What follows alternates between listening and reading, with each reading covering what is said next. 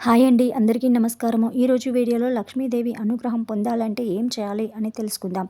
ఈ వీడియోలోకి వెళ్ళే ముందు ఈ ఛానల్ని ఇంతవరకు సబ్స్క్రైబ్ చేయని వాళ్ళు సబ్స్క్రైబ్ చేసి జై శ్రీరామ్ అని కమెంట్ చేయగలరు.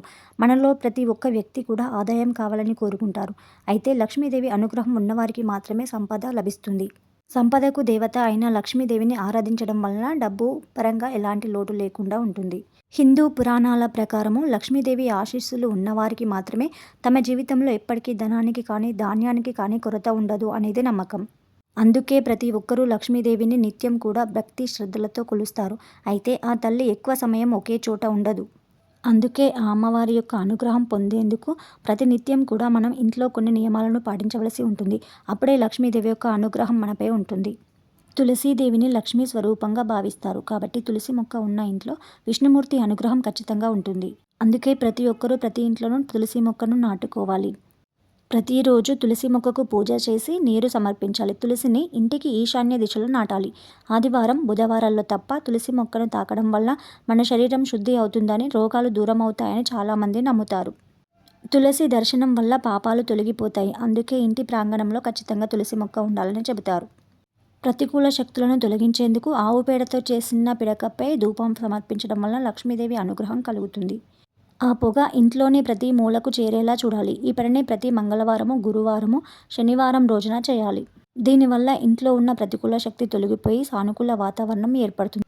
లక్ష్మీదేవి యొక్క ప్రత్యేక అనుగ్రహం కావాలి అనుకునేవారు ప్రతి శనివారం సాయంత్రం ఇంటి ప్రధాన ద్వారం దగ్గర అరటి చెట్టు క్రింద ఆవాల నూనెతో దీపం వెలిగించాలి. ఇలా వెలిగించిన తర్వాత ఆ చెట్టుకు 3 సార్లు ప్రదక్షిణలు చేయాలి. ఇలా చేయడం వల్ల లక్ష్మీదేవి ప్రత్యేక అనుగ్రహం మనపై ఉంటుంది.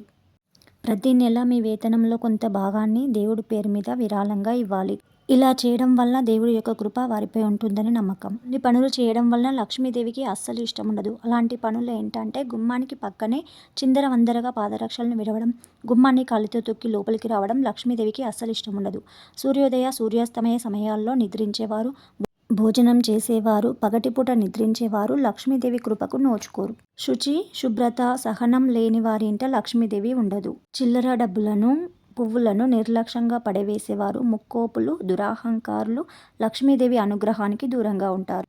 ఇంకా బద్ధకస్తులు, అతిగా మాట్లాడేవారు, అమితంగా తినేవారు, గురువులను, పెద్దలను అవమానించేవారు, అపరిశుభ్రంగా ఉండేవారు, జూదం ఆడేవారు, అతిగా నిద్రపోయేవారు ఇంటికి లక్ష్మీదేవి అస్సలు రాదు.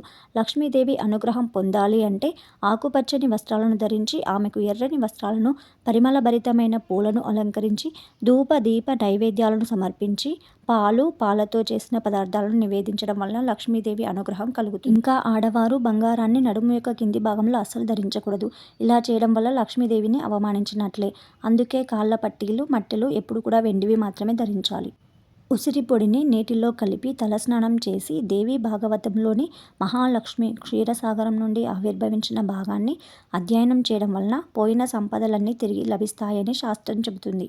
లక్ష్మీదేవికి సమర్పించే పిండి వంటలను నూనెతో కాకుండా నెయ్యితో తయారు చేస్తే చాలా మంచిది. కొందరు వారింట్లో తెలిసి తెలియక లక్ష్మీదేవి నిలబడి ఉన్న ఫోటోని పెట్టుకుంటారు. అలా కాకుండా పద్మంలో కూర్చొని ఉన్న ఆకుపచ్చని చీరలో ఉన్న అమ్మవారి ఫోటోని పెట్టుకోవడం వలన మంచి జరుగుతుందని చెబుతారు. శ్రీ లక్ష్మీ అమ్మవారు ఎప్పుడు కూడా క్షమాగుణం, శాంతగుణం అనే 2 గుణాల్లో మాత్రమే ఉంటుంది. ఈ 2 గుణాలు ఉన్నవారి ఇంట్లో లక్ష్మీదేవి ఎల్లప్పుడూ నివాసం ఉంటుందని నమ్మకం. సర్వ సంపదలకు అధినేత్రి అయిన లక్ష్మీదేవి కరుణ లేకపోతే ఎంతటి గొప్పవాడైనా దరిద్రుడిగా జీవించవలసిందే. ఆ చల్లని తల్లి అనుగ్రహం కలిగితే అక్షరం ముక్క రానివాడు కూడా అష్ట ఐశ్వర్యాలు అనుభవిస్తారు. అందుకే ఆమె ఇష్టాలను తెలుసుకుని అందుకు తగ్గట్లుగా నడుచుకోవడం వలన లక్ష్మీదేవి అనుగ్రహం కలిగి అందరూ ఆయురారోగ్యాలతో అష్ట ఐశ్వర్యాలతో తులతూగుతారని నమ్మకం. ఇదండి ఈరోజు వీడియో. అందరికీ ధన్యవాదాలు.